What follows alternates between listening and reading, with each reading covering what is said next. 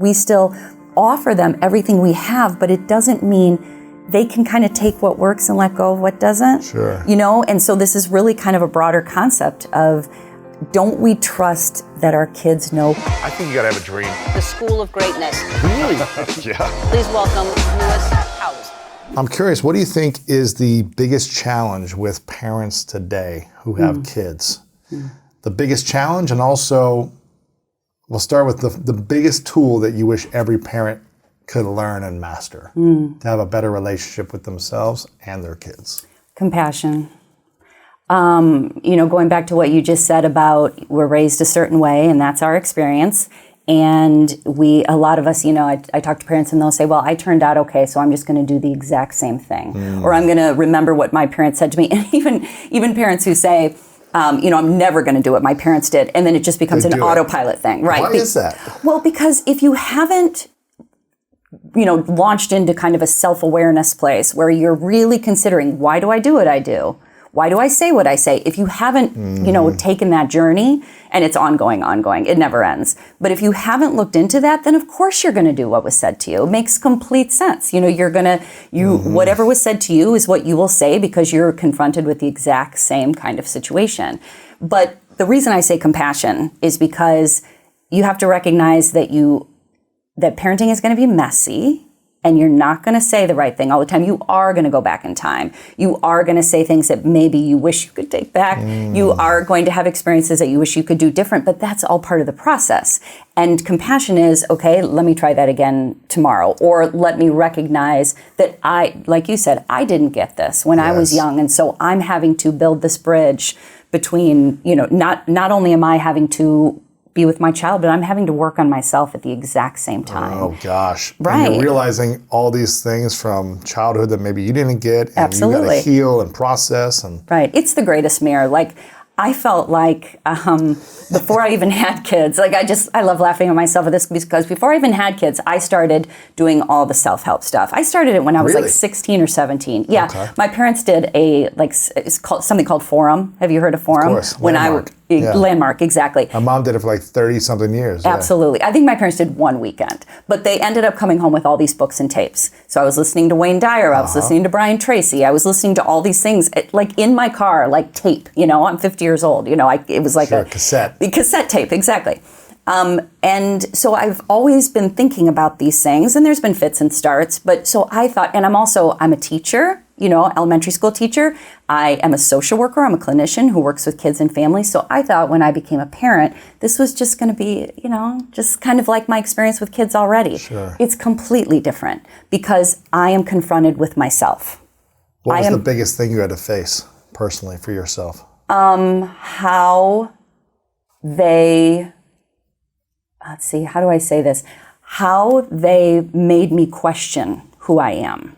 How they made me question why I was doing what I was doing. How the structures that I had come up with for education and for work were very linear. You know, you do this, you know, we were talking about success before we started. You know, you make this choice, you get good grades, you get into this club, you do this activity, you move up the ladder. When I decided to get my master's in social work, I knew where I wanted to work. I worked at a hospital in Chicago, got my office. I took all the steps.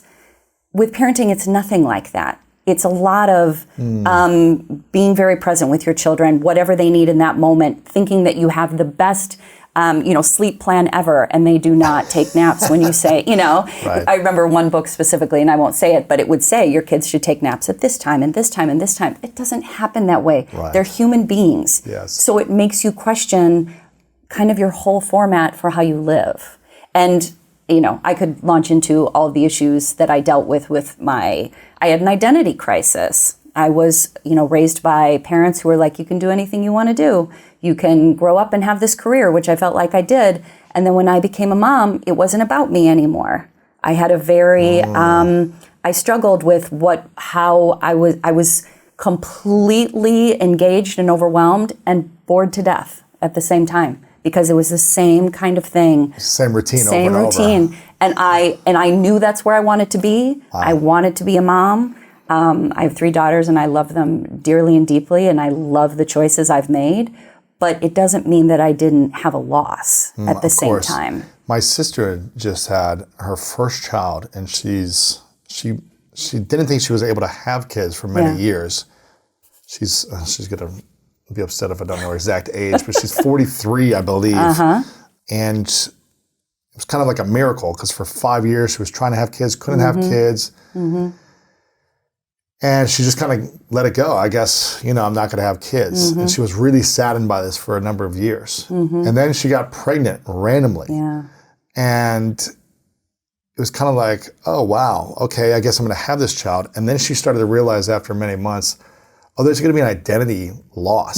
There's going to be a grieving. Like, I was planning to do this marathon and this triathlon and this thing, and I had these plans, and now those plans are gone. And before she had her child, this was like a month ago, she was like, okay, I'm just really unsure about how I'm going to feel about my identity as I have this child. And then over the last month, she's like, it's the greatest thing in the world. I'm so in love, right? I'm so in love, and like, it's all okay. I don't need to like get back to my things right away. But I'm assuming after a period of time, after a year of doing the same thing every day, like you said, it was kind of boring, right? There was this boring sense, this everyday routine. What do mothers need more than ever today to not be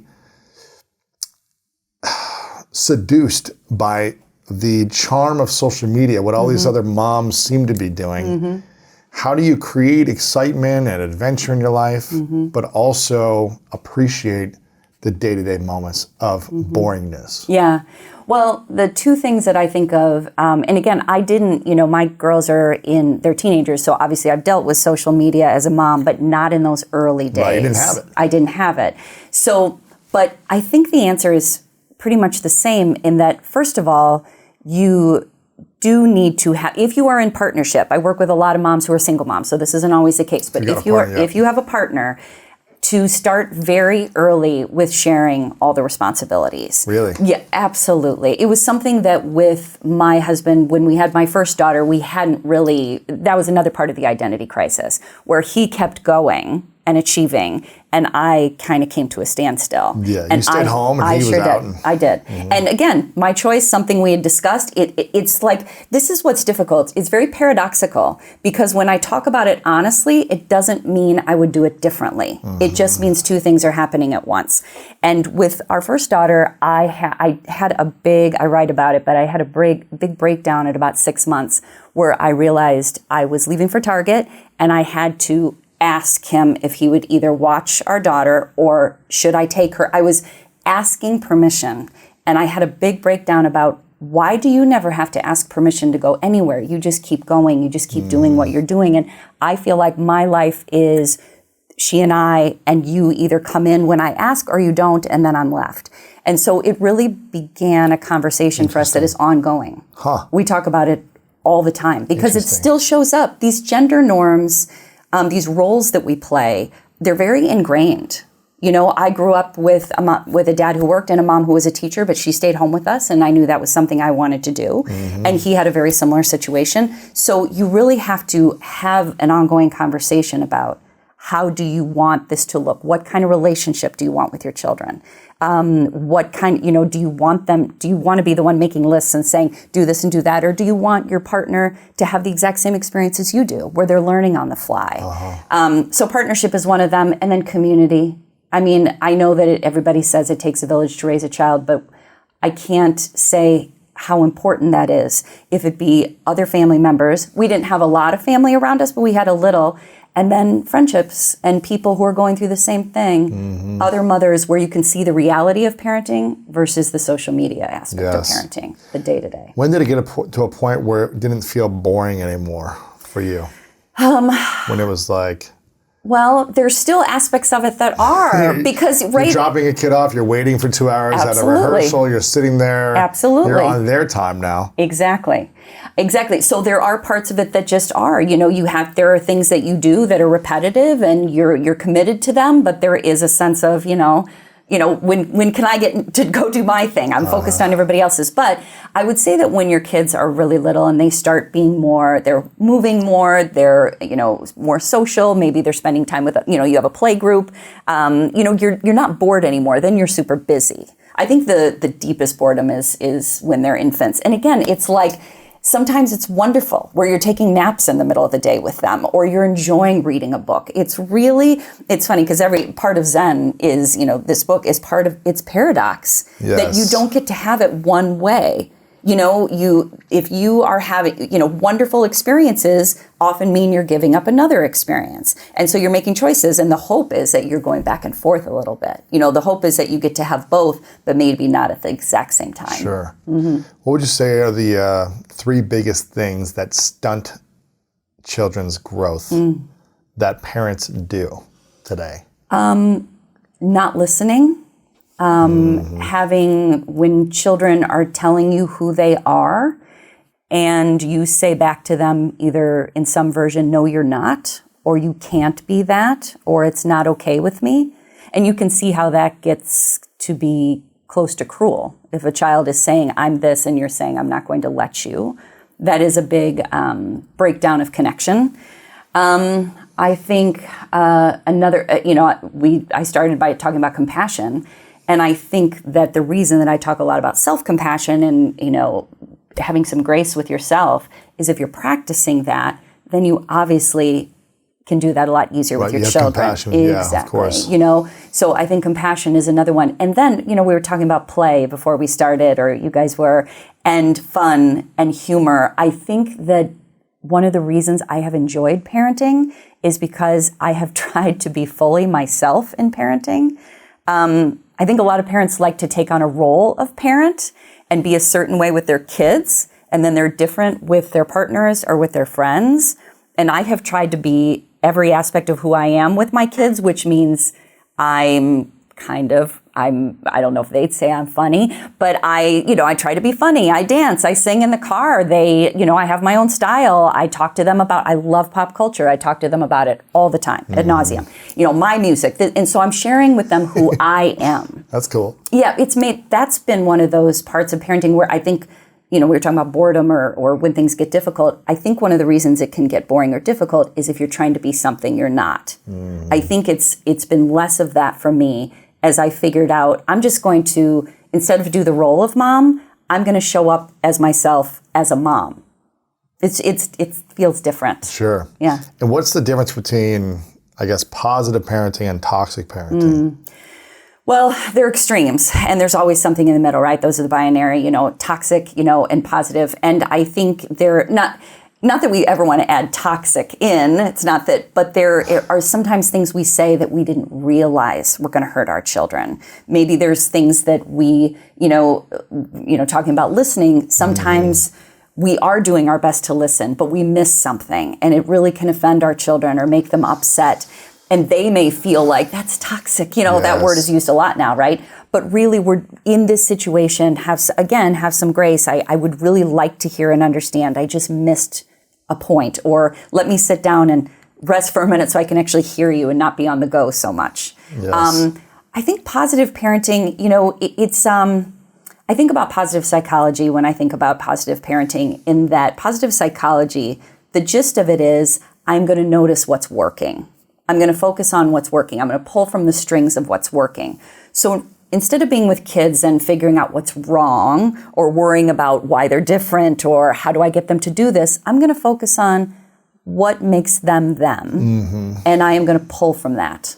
And that's kind of, again, some support that I offer parents is, what do they love? Right. Instead of they're not doing this or they seem anxious, but when do they thrive? Yeah. So do more of the things that support their growth as opposed to trying to fix the things that are maybe different or unique about them, right? Absolutely. Because we come into parenting with a dream, we come in thinking, this is how my kid is going to be. They're going to be like me. They're going to have my value system. Maybe they'll do my sport. Maybe they'll do my theater. And they may not be like that at all. Yes. And so how do we show up for this person in front of us? That's so challenging. I mean, this is, I don't know if I was going to take it here, but that just unlocked something for me. Sure. Because you grew up in a certain environment in a certain way in your life. And I can only imagine how challenging it is for parents if their kid doesn't grow up the same way as them or similar to them, right? if they are trans or gay or gender fluid or any number of things that they're leaning into or they're becoming more of or choosing or being whatever they are. How do parents navigate because I feel like when a child is not fully developed, it's hard to make conscious decisions. When I was 18, I was still not making conscious decisions. When I was 27, I wasn't making conscious decisions because I felt like I was really developing still from a wounded place. So I was choosing out of pain, not from peace. I was doing things because out of like hanging on to something or trying to fit in or belong, not because it was fully my nature or who I was. And I'm not sure how to approach this. You know, I'm not a parent, but I'm not sure how parents can approach this. When a 7-year-old says, well, I'm not this gender, I'm a different gender. When the brain is not fully developed. Or when something like that happens. I'm not saying it's right or wrong, good or bad, but how do we manage and navigate a child that's not developed, that wants to change their nature into something else? How do we navigate that by not saying, no, that's not what you are, and listening to them, but also putting some practicality into stages of life? Yeah, I think it's like, okay, you can't have a tattoo when you're 7, right? We're going to wait till you're 18, then you can have tattoos all over your face, if you want to do that, right? It's how do you navigate this? Because you're in the social working world, you're in this experience with kids who are probably in pain, confused. Maybe they're clear and they're making decisions, but it's like, how do you navigate this?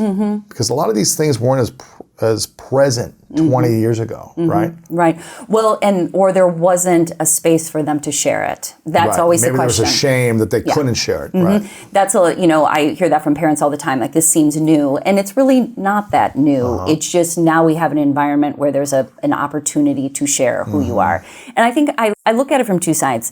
Number one, like you were talking about, a lot of us go into our adulthood and we do have wounding. We have an experience that was really harmful. It could be some kind of emotional abuse, physical abuse, or an inability to be who we are and to show up the way we wanted to. So we kind of fit into a mold.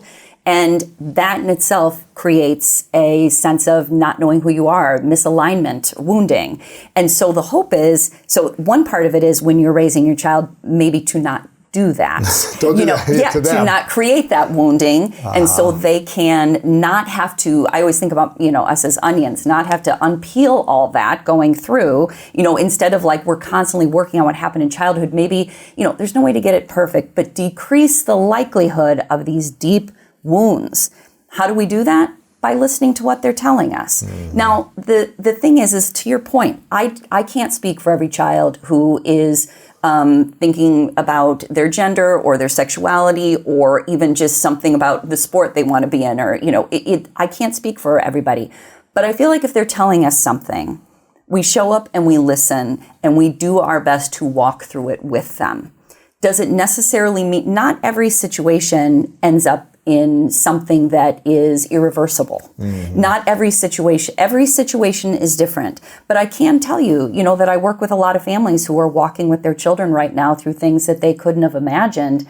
But there's such connection in the family. There's such trust. Like what? Give me a couple examples. Well, I have, a few families that I'm working with who have transgender children, and their ability to listen to their child, support them, and they're older. They're not, 7-year-olds. They're older, and they've, late teens, early 20s, But the connection that they have, the relationship that they have created with their child, where their child knows, and I can't say it off the top of my head because I don't know the statistic, but the suicide rate for children who are transgender or even, non-conforming as far as gender. Is higher. Is much higher. Yeah. So what does that mean? What is that telling us? That's telling us that they don't feel like they belong. They don't feel like they fit in. They don't feel like they fit in. It's probably like 20 years ago, with the gay community was probably higher suicide rates then. I'm just making this up. Right. I'm assuming the suicide rates were much higher 20 years ago. than they are today. This may be off. Right. You probably know the statistics more than me, because there's a space that's more welcoming Right. today in general in society. Right. Right. It's a more, there's communities you can connect with and belong. Exactly. And, I think what it comes down to is in a lot of the work that, we're talking about that we do, all this self-awareness work and all of this, consciousness work, is what do we figure out? That we're inherently good, that we know who we are inside, that we have a voice that tells us what's right or wrong for us, that we have this sense of peace internally.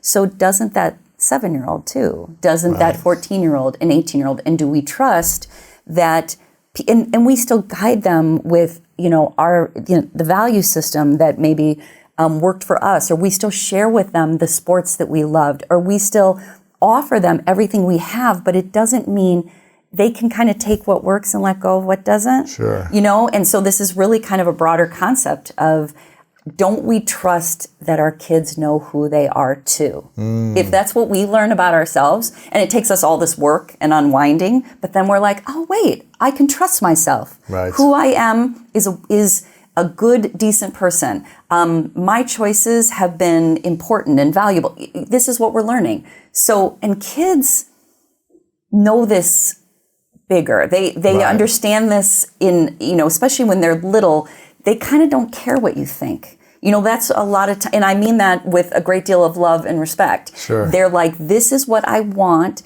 this is who I am, and it's in our best interest to listen. It doesn't mean we don't have boundaries. Sure. Doesn't mean we don't have structure and possibly consequences for behavior that is, we don't throw out all of that.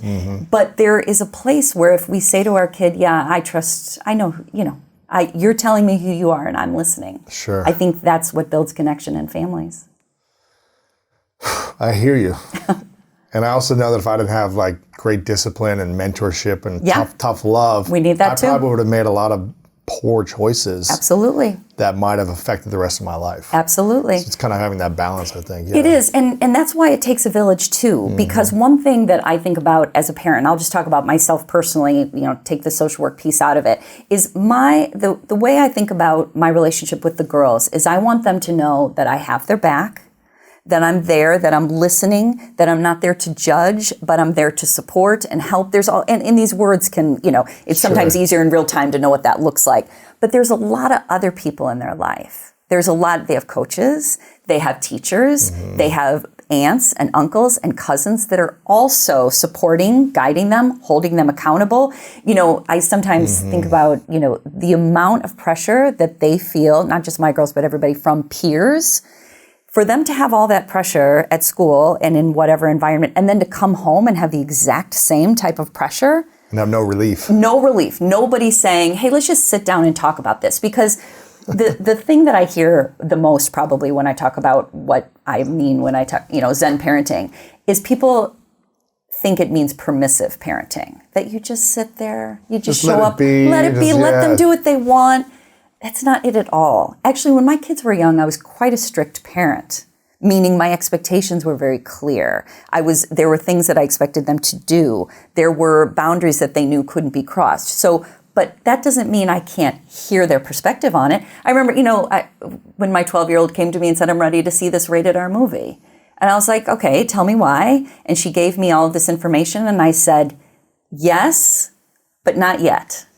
Yes, I understand why you want to see that, but not yet. But you can see it maybe next year, or maybe we'll go together when it comes out. And it was, again, different time. Things were not Netflixed all the time, Sure. But she's watching whatever she wants all day. Yeah, exactly. It's not like that. But so I guess my point is I still had a boundary, and it was still, the answer was still no. Yeah. But I could hear her viewpoint on it. And she may have walked away a little annoyed, but at least she knew I was like, okay, that makes sense. I'm hearing you. I'm not just shutting you down right away. Absolutely. And she's not wrong. But then that's the place where, like you said, there were people around you that said, I hear you, I know what you want, but I also know that for your safety, not yet. Yes, but not yet. I say that a lot. Yes, but not yet. Yeah, and how can I support, the answer is no, but how can I support you in this? Right. We're not what else can we do? Absolutely. Yeah. Where else can we do something different? Can you get the book first? Can we, I think when we try and use fear or demanding or being the one who is always the disciplinarian, we lose the opportunity to have a relationship with our kid. Because the thing is I now have a 19-year-old, 17-year-old, and 14-year-old. 19-year-old and 17-year-old are basically adults. I know they're not full-blown adults. I know they have a lot more to learn, but I'm having to relate to them more as peers. And if my whole way of being with them was domineering and overriding and telling them what to do, they may not want to be coming home very much. No, they wouldn't want to come back. Yeah. How important is it for the parent to reparent themselves? 100%. Over and over and over again. Really? You know what you were saying about you're hoping that you don't have the wound anymore? I totally stole this from Oprah, so this is not mine, but she talked about you think you're through something and then it shows up in different pants. Of course. I mean, I love that.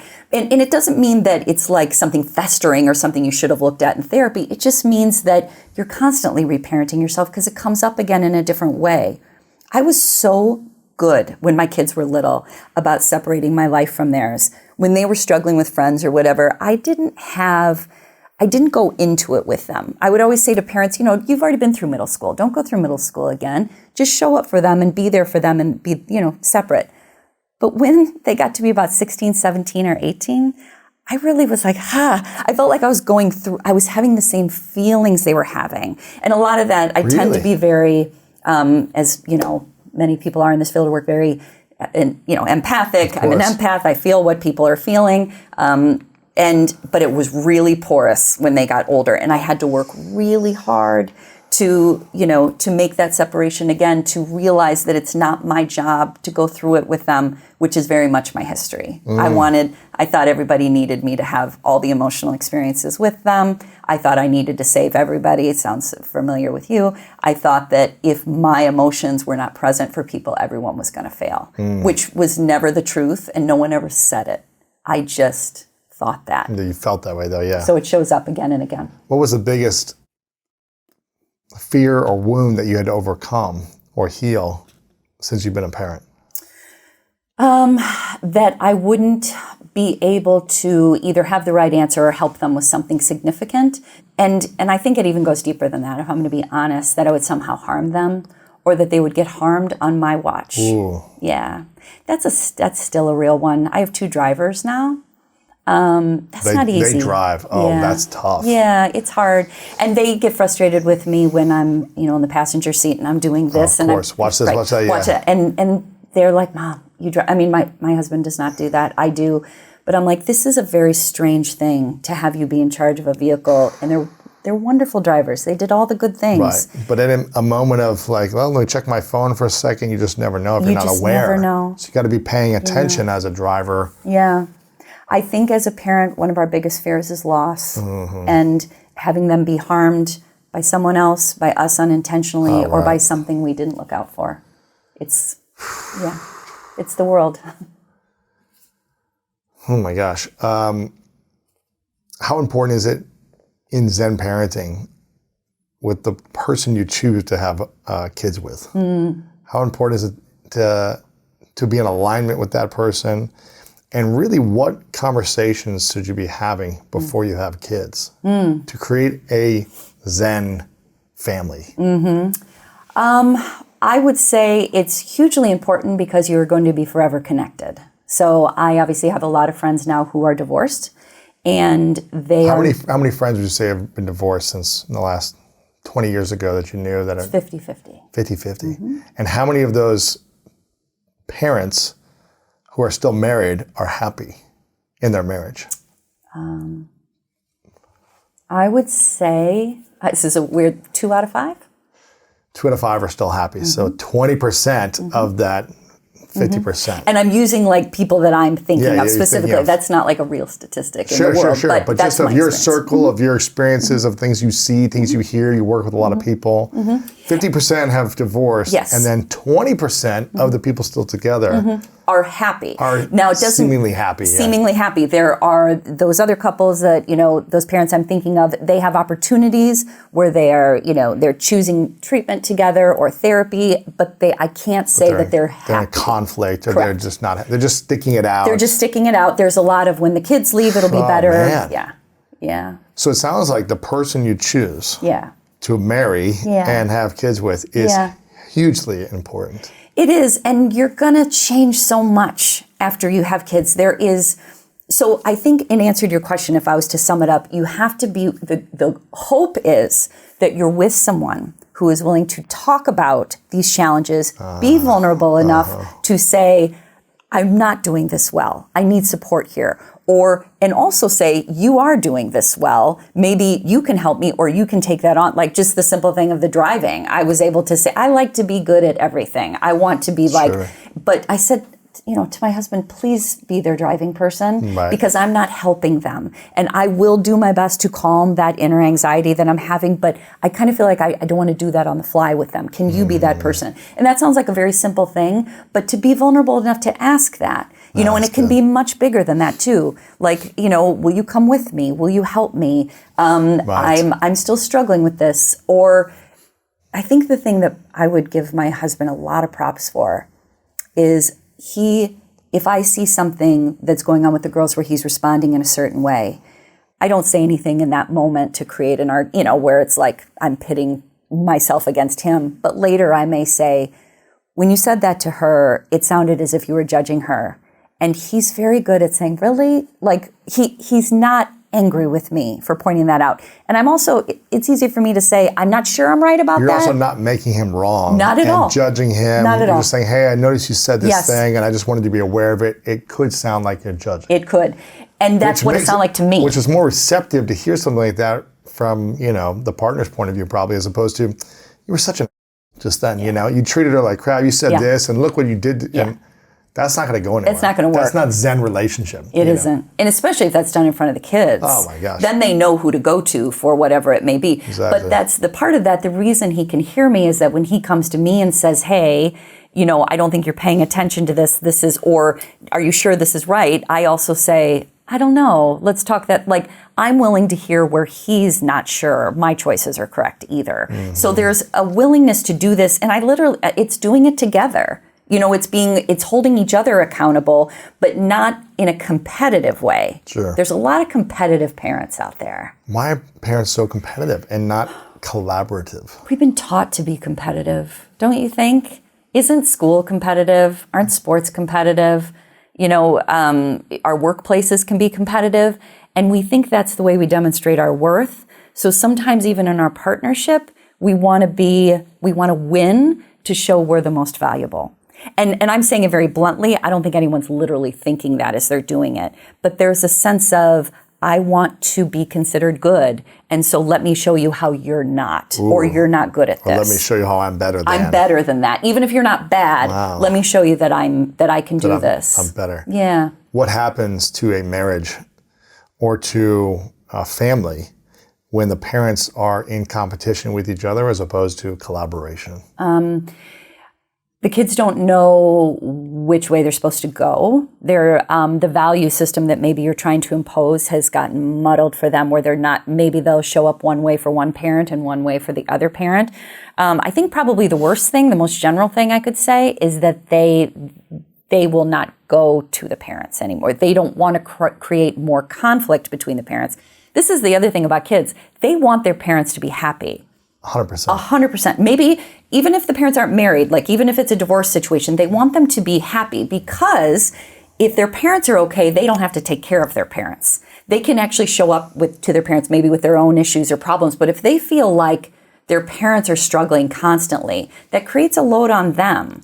So competition within the marriage or, the parenting situation is hard for them. What happens to a child when they grow up and there's consistent stress between the parents and there's a consistent conflict, whether it's a low-level passive-aggressive energy, whether it's just a lack of affection and real connection? What happens to a child when that is occurring in the parents?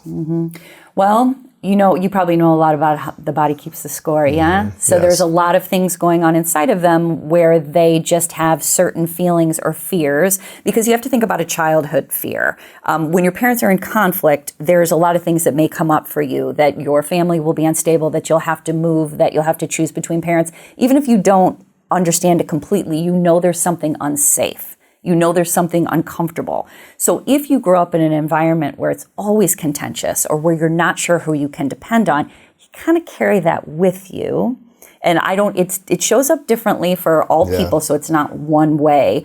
But there's this internal anxiety about not having a foundational sense of trust with people, where you may read something as, someone may change their mind about something and it cellularly reminds you of something from your childhood where you felt that you couldn't, it wasn't foundationally sound. Yeah. Mm-hmm. I know that feeling. Man, it's challenging. It is. It's challenging. All you want is for your parents to be happy. That's all you want. And peace. Because then you can be. Exactly. And this is what's so interesting is, talking about parenting is we think that it's all about, that they're thinking all about themselves. There's a lot of parents who talk about my kid is selfish. My kid is manipulating me. And they can give me examples. I'm not saying they're not experiencing what they are, but there's a lot of like, my kid is doing this to me. And really that kid is often feeling the exact same way about, I can't be content because my parent can't get their act together, or I can't trust what my parent is saying to me. And again, this is so hard to talk about because parents are always going to make mistakes. Sure, they're not perfect. We're not going to get it right every time. We are going to say something that's unsettling. We may miss a performance. We may forget to pick them up once, or there's even more extreme things where sometimes divorce needs to occur. Where that can be so discombobulating to a kid, but this is the way that we're going to teach you about, what relational health is we're not supposed to be together anymore. Yes. That can happen. But I think it's, one of my teens just told me this recently. It's not about what happened. It's about taking ownership of it. Can the parent actually take accountability for it and say, yes, what happened was difficult. I played a role in it. Here's the piece that I'm taking, accountability for, taking responsibility for, so the kid doesn't feel like they have to carry it by themselves. All the blame. You got it. So how important is it for parents to take ownership and apologize to their children? I think I've been talking about apologizing to children forever, not as a way to it's not about having children like you. It's about the truth. If you made a mistake, if you did miss something, if you were late, if you said something that was hurtful, isn't that what we do as human beings? We apologize. So why is it any different with your kid? And, a story I used to tell all the time because it happened so often is, maybe one day I wake up with my kids and they spill orange juice. And I'm like, oh, that's no big deal. Let's clean it up together. It's no big deal. It's fine. The next morning we wake up and I've got an appointment. And I have somewhere I need to be, and they need to get to school at a certain time, and they spill orange juice, and I yell at them. And I'm like, you guys need to get your act together. We're not using this cup anymore. Right. We're just doing water. We're so clumsy. Yeah, right. Yeah. So what changed?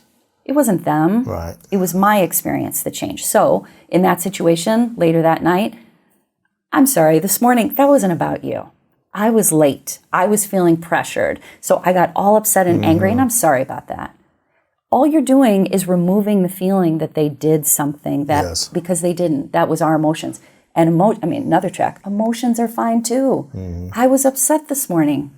I still get upset. So I'm apologizing for maybe my behavior, but not that I got upset, because that's what human beings do too. It's very layered, Louis, as you can see. I'm curious, Cathy, if for whatever reason I want to go back to the circle of people who've been divorced. Yes, please. And because it's curious to me. Yeah. How many of those people, again, just ballpark, have gotten remarried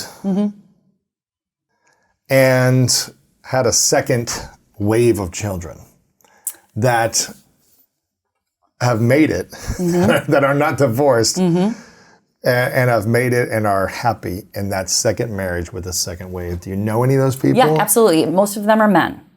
Okay. Who had children again. Oh, I have actually two women that I know who had children because they got divorced early. So with their new partner, they decided to have another child. But most of the time, because typically, again, we're speaking general speaking, that divorces happen more when your kids are getting older, maybe around 40. And so a lot of times they're not having kids anymore. But a lot of men tend to, if they get remarried, have another child. And I'm curious, does having another child tend to make the relationship work better? Or is it just dependent if they've healed certain things and taken responsibility and then gotten a more conscious relationship, then it works? What have you seen? I would say that the choice to have another child, there's no bad or good. Again, we're living in the gray here, but it is definitely going to take you down a different path. Can you navigate that path? Which is, we are now it's not just going to be about us in this new marriage.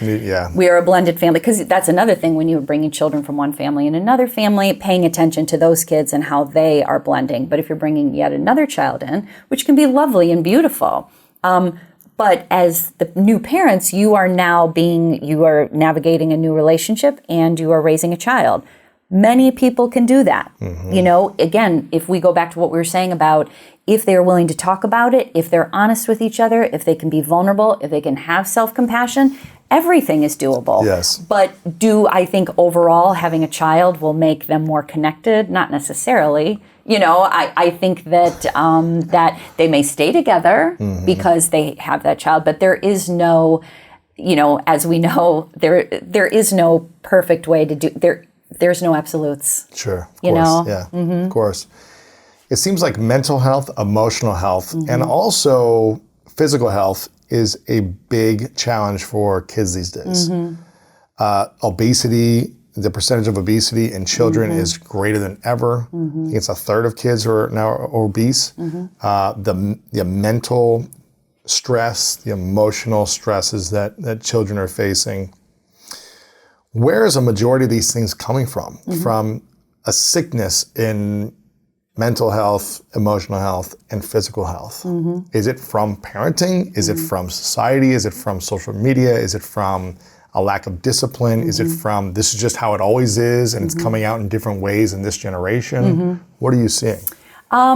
It's all of the above. I would never say it's just parents, because there's no way. I mean, their kids are being affected by so many things beyond their parents. Their parents can be their greatest influence, but you could do everything, you could do everything we're talking about now. Have a relationship, be connected, value your child, listen to them, and they could be affected by the outside world in a way you could have never predicted. And they could still be struggling. You got it. And to add to the physical, because you're talking about obesity, eating disorders are off the charts. Sure. And it's not just girls. I think it's the statistic. It's not 50-50, but it's a lot of boys and men too. It's so interesting to see the dynamics. When I was younger, growing up, I wanted to get bigger and stronger. Yep. That was like the idea of like, okay, if I could just put on some muscle, then I'll get the girl, or then I'll be accepted, or I'll be cool. And now I'm seeing like these, teenage boys being skinnier and skinnier based on, I think, a lot of stuff you see in music and movies and culture. As the kind of style, right, for these younger boys or younger men to be extremely skinny as a sexual turn on maybe for younger women. And so now I'm seeing them like, gosh, all these guys are so tiny. It's like, and they like that, I guess, and they want to stay skinny, whereas like I just wanted to put on muscle and I couldn't. I was too skinny. Or, what I'm finding is there's a lot of boys who are still trying to be very muscular, but that's not what their body type is going to allow them to do. Meaning that then boys, they're still trying to lift weights a lot, but not all body types are going to end up looking the same. And so then they're trying to focus on controlling something. So it could be something like calories, or I'm not going to eat as much. And when you look at pictures, when you look at pictures of boys and men, there is an unrealistic standard, especially with the stomach and the shredded six pack. It's so hard. And not everybody can look like that. A lot of, especially in the world of, talking about physical health, a lot of us are like, if we work really hard, we'll be like this. Not every body type, right? But kids don't know this. I mean, if there's anything when it comes to social media that we could focus on is talking to them about that this is not true for everybody, that this is not real. It's the same with porn. That's another thing. This is a fantasy, a male fantasy. This is not, this is not what sex is. This is not what women really what? look like. Yeah, or what they look exactly. like, yeah. Exactly. So these conversations, like, again, this goes back to why it's so important to have a relationship with your kid where instead of being afraid of you or not trusting you, they actually look to you because they know that you have their back. So they're Yes. like hearing all these things from their peers and they're like, well, it's not that they're going to say, they're going to listen to their peers, but you still have an impact rather Yes. than them being like, I disregard what you say. What do you think is the bigger challenge, the mental health, emotional health, or the physical health for kids? Well, they're all combined, but I would say their mental and emotional health is really, really challenged right now. This time, I haven't seen anything like it. I've been a therapist since I was 27. And So like 5 years? Or... exactly, just a couple of years ago. Yeah. But I have never seen anything like it. And I don't say that to be scary. I just, you know what the part of the definition of Zen is looking at reality. What's reality? Like everybody thinks Zen means to be chill. It doesn't. It's like, it's pay attention to what's happening. Everything changes.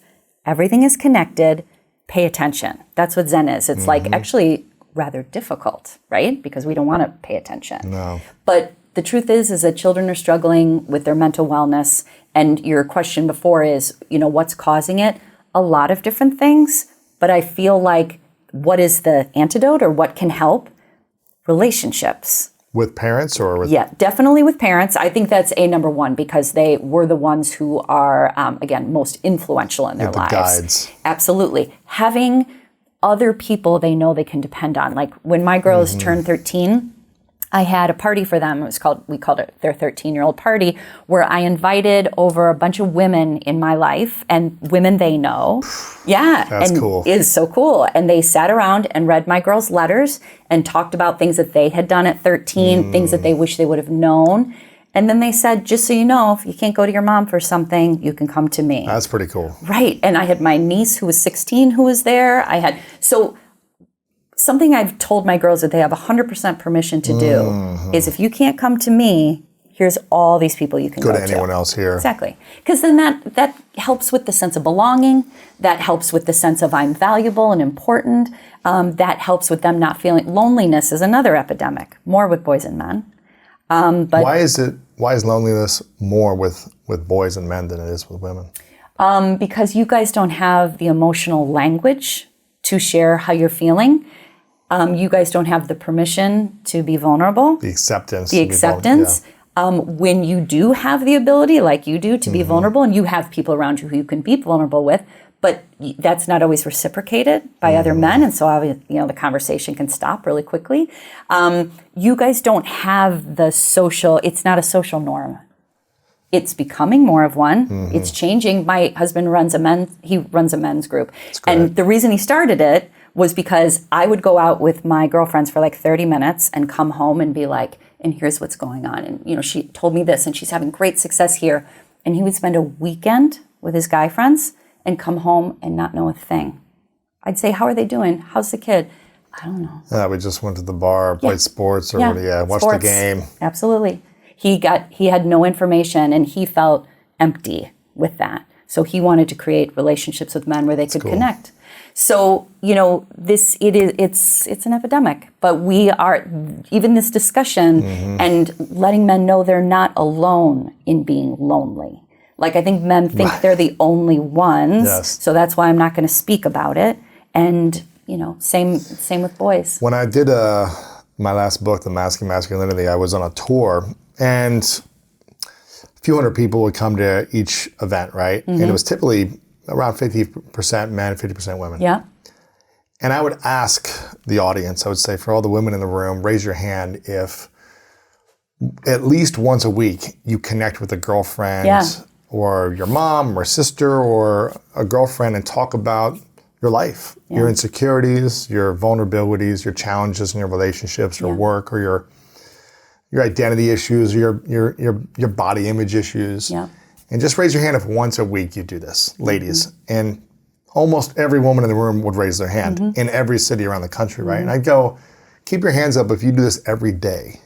Every day you're on the phone with someone, you have a tea with someone or lunch, and you're talking about it even for 10 minutes. Pretty much most of them kept their hands up. Every day around the country, women are talking about their life. and opening up. And I go, okay, for the men in the room, raise your hand if you, once a month, get together with at least one guy friend and talk about your vulnerabilities, your insecurities, your body issues, your shame, your guilt, your relationship in a vulnerable way.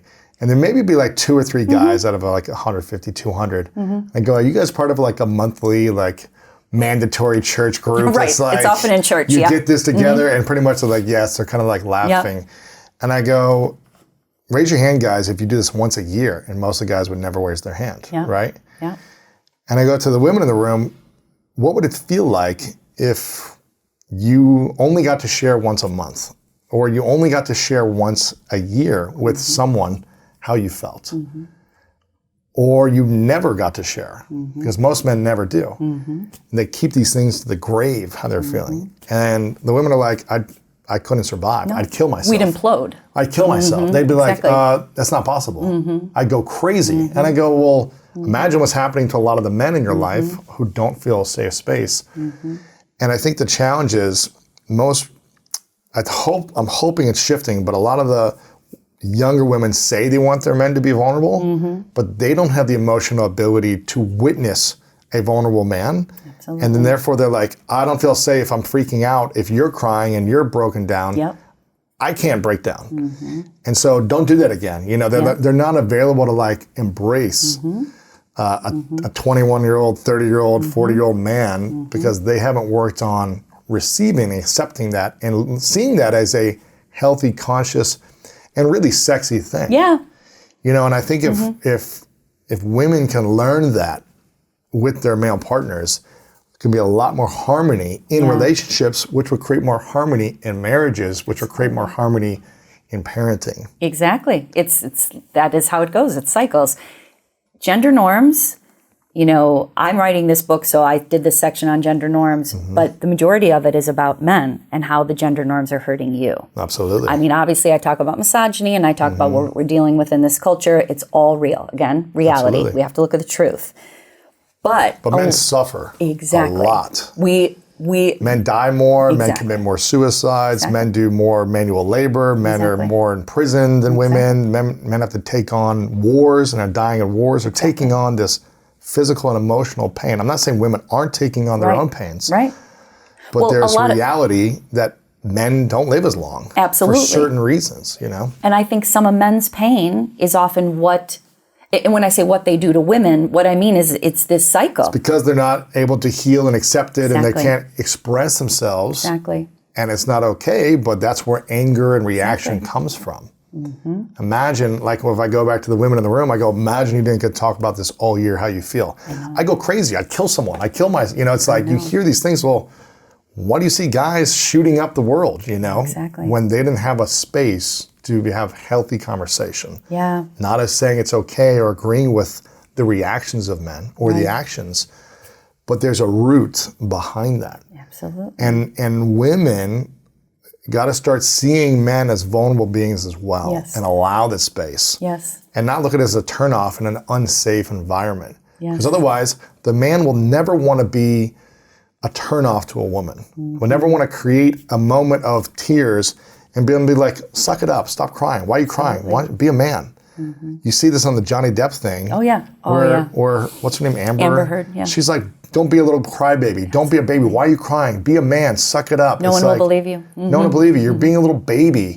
I didn't hit you that hard in the face. It was just like a little whatever. Quit being a baby. You're so weak. No man wants to hear that. Right. So why would a man ever be vulnerable if the person they love is telling them they're weak when they're vulnerable? Absolutely. That's what's ruining a lot of relationships, and it's hurting men. And I'm not saying like men are doing harmful things as well. They're like saying these things that are not healthy as well or conscious. But I'm telling you, if men learn to heal, Yes. and if women create a space for men to heal, the world will heal. Absolutely. Well, and it's like I'm talking to my husband. These are the conversations Yes. we have all the time because he is always representing he's very open to, he's raising 3 daughters. We talk about women's issues all the time. Yeah, he's got to be vulnerable and he does. sensitive and listening and welcoming and He I'm does. here for you and I got you. And he needs to hear our history, you know, because everything you said is true. I agree with everything. And what women are often coming to the table with is, do you know our history and Right. how we were hurt? Right. And if We've that, been hurt for decades and centuries Yeah. and all these things. and if you can hear us with that and you believe us and you're never going to be able to be us. You're never going to be course. able to stand in our shoes. But if you can say, I'm going to listen to your story, and the fact that you live in that and still live in that, Of course. that you see that as challenging, that beyond, challenging is not the right word. You see how our day-to-day experience is challenged. Then women have that, because I feel like a lot of times we are fighting of, who's struggling here, who's suffering who's more. suffering more. It's crazy. And we both are, and Yeah. that's the key, is the vulnerability of being. We're using that word again and again on purpose, Yes. because all we're saying is the truth. Just tell the truth, and can you hold my truth in a sacred way? And not shame me or make me wrong. Both Not use sides, it men and against women, me. And this is, talking about sacred partnerships or partnerships that last. That's it. Right. Can I be all of myself, all of my emotions, my scared part, my competitive part? Can I be all those things in front of you and with you? And do you accept that? This is why I think understanding our minds and our emotions is one of the hardest things to understand. It's taken me a long time to get to a basic foundation of it, right? Yes. And I was telling you before that, I've created multiple relationships in my life, and I made a decision. I was like, the next relationship I get into, it's going to start with a coach, a therapist, a mentor, Yep.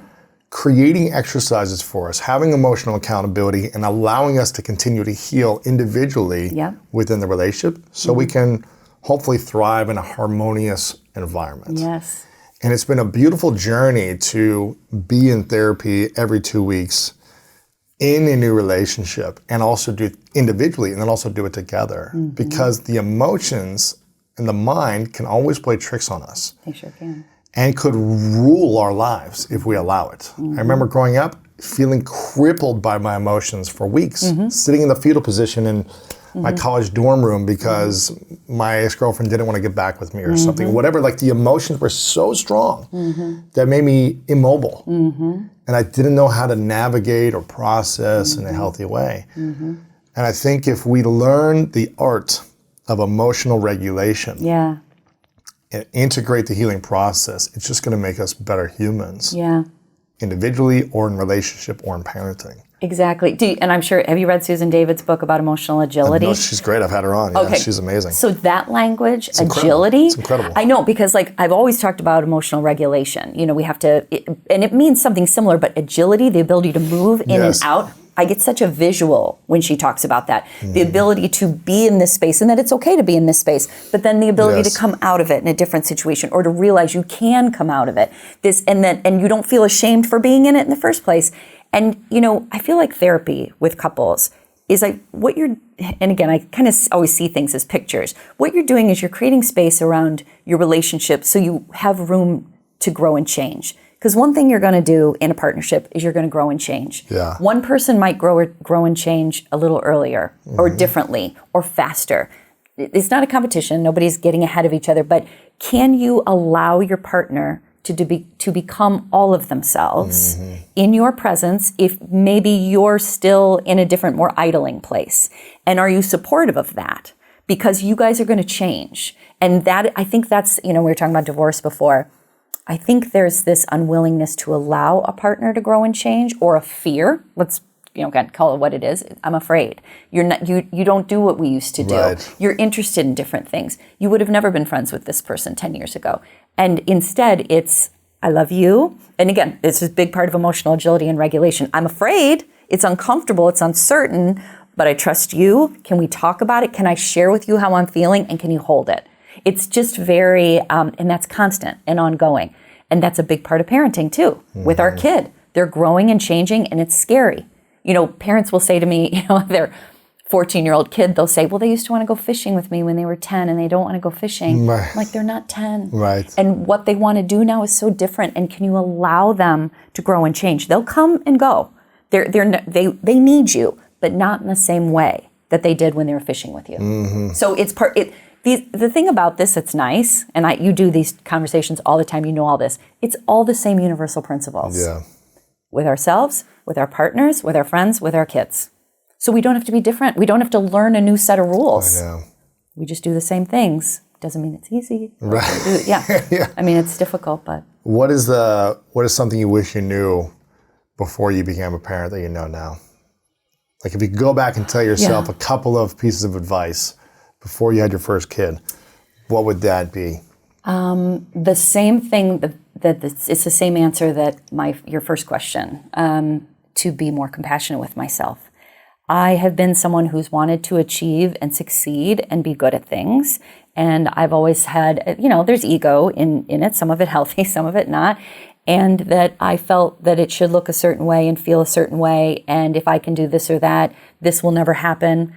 And that's just not what it's like to raise human beings. With human beings, there's more surrendering, there's more forgiveness and grace and acceptance. And I loved all of that before, but it's so different when you feel like you're holding these people's lives in your hands. You literally are when they're little. You're feeding them, you're carrying them. Yes. And that it's not going to go perfectly, and that's part of it. And can I practice my own sense of, and self-compassion, it's not just a word, it's being present, it's treating yourself like a friend, it's realizing you're not alone. It really is a process. And I wish, because I spent a lot of years being hard on myself is what I'm trying to say. Yeah. And I still am sometimes, but I wish starting earlier, I wouldn't have been so racked with, I should have done this. Or Oh, really? Yeah. You were kind of blaming yourself a lot, yeah. I went to bed a lot of times or I went to bed frustrated about things that couldn't be changed, like, why am I bored? See, I wouldn't have said that before. When my kids were little, I wouldn't have owned up to being bored, because then I'm not a good mom, right? And I remember the cards that I got after my daughters were born, and everyone's like, isn't everything a blessing? And aren't you so happy? And isn't everything great? And I'd be like, I'm kind of bored. Yeah, I'm kind of bored, and it's not. And I'm kind of in pain, and I'm kind of alone, and I kind of am not doing my career. And I didn't feel, we need a card that is more honest about, isn't this challenging? And you miss this and you miss that. But then the truth is, everything that your sister said is true. You fall in love. You wouldn't have it any other way. But that's what relationships are. Sometimes they force us kind of out of our old boxes, and we become someone completely different. Man, it's so fascinating.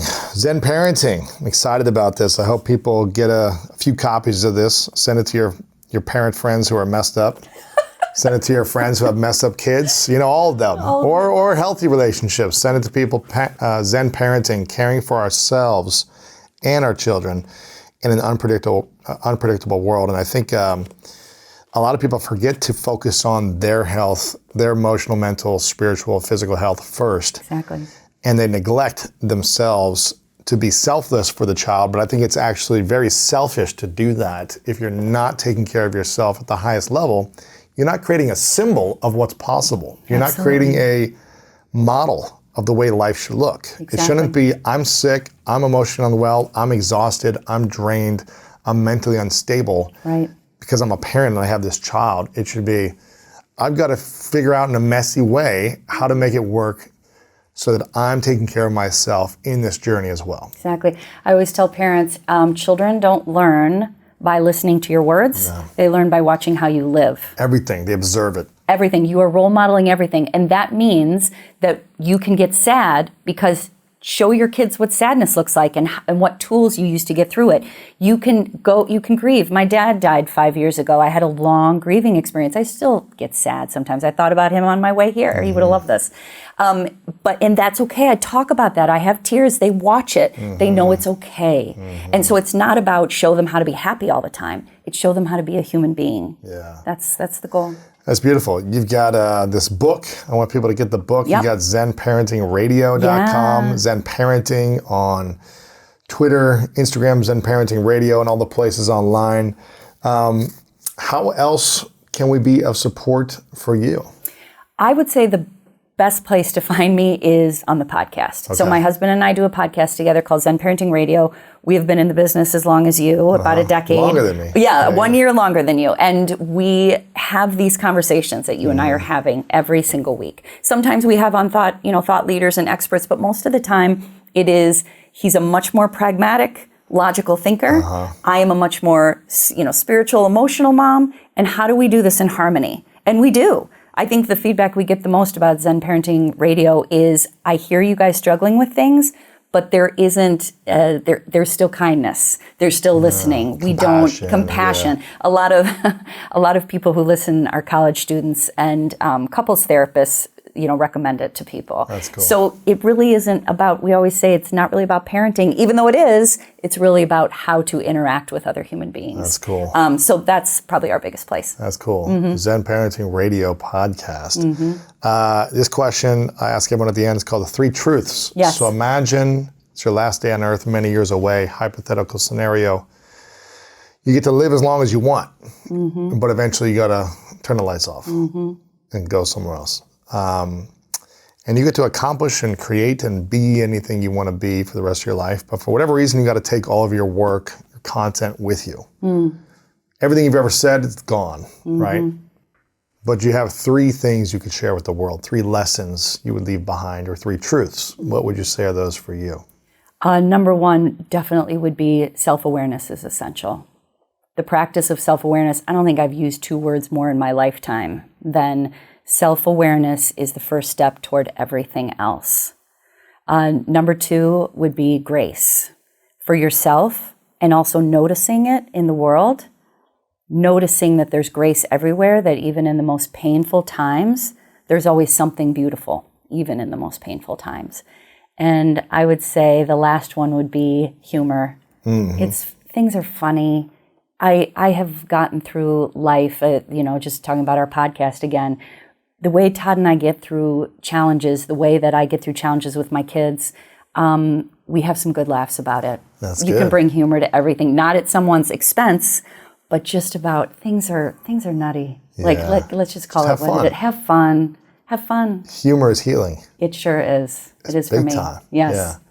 That's beautiful. Well, Cathy, I want to acknowledge you for your mission and your work Thank and you. your realness about talking about the, what was true for you about motherhood and losing an identity or shifting an identity, let's say, and then also for how real you are now with your kids being older and being willing to talk about these things so openly, consistently, and teach. It's really inspiring because a lot of people are suffering. A lot of people are going through challenges.